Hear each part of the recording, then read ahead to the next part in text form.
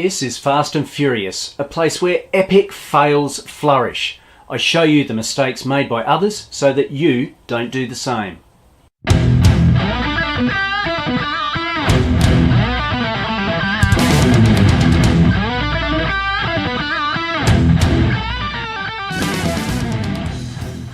Hey guys, today I've got a TW Magna 2004 model. It has a front window, power window, that's not working.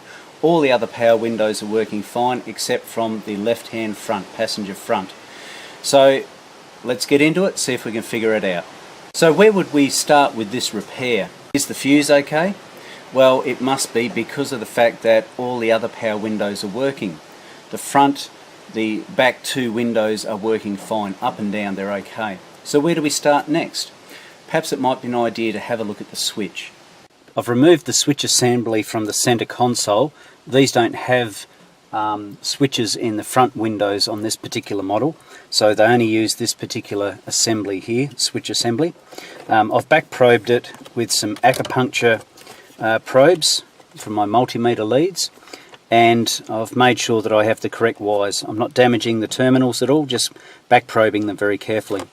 I have my multimeter turned on now onto voltage, DC voltage. My ignition switch is turned on, and this is the switch here is the left hand front. So if I push that down, notice what happens. We have positive 1203. If I push down on the switch, I get negative 1203. So I know the switch assembly is working fine. That then goes off to the motor. So next stop, I'll have to pull the door trim off the left hand front side. So I'm over on the passenger side trying to check out to see if there's power at the motor itself. Now I feel that there's a Fast and a Furious coming my way because of incompetence of someone that's been there before me. Let me show you what I mean. So as you can see, I've got the door trim off. The wiring that comes in, I've traced the colours back at the switch. They were green, black and blue, red. Now I've traced those ones and that's fine. But having a look at the motor, they turn into green, red. So that's taken a little bit of back tracing there.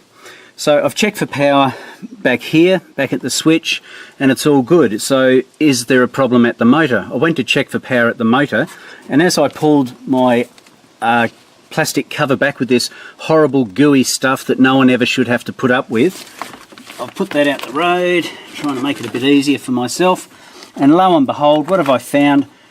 A couple of clips that haven't been clipped in, okay?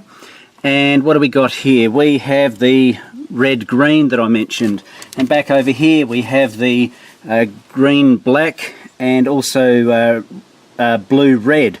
So what happens if we clip them in? Let's check it out. And I thought to myself, well, perhaps they've disconnected it because there's been a dead short and they're just bypassing the problem. But hang on, let me show you what happens to the window now. Not a problem. Down it goes, up it goes. So guess what? Epic fail.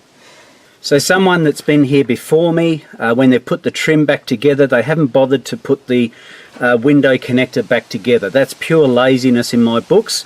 Surely you would test the stuff before you hand it back to the customer. So guess who's going to have to pay for this? That's right, the customer. That's my Fast and Furious done and dusted for now. Guys, if you're going to do a job, do it properly the first time. Don't make the customer pay to have it repaired properly. Check the entire system when you're finished with it. Things on a door, for instance, you might want to check are the speaker, courtesy light, power door lock, power windows, any other features that might be on there. Make sure you check them thoroughly, okay? Fast and Furious done. You know the deal. On up to my channel, subscribe, give it a like, comment down below.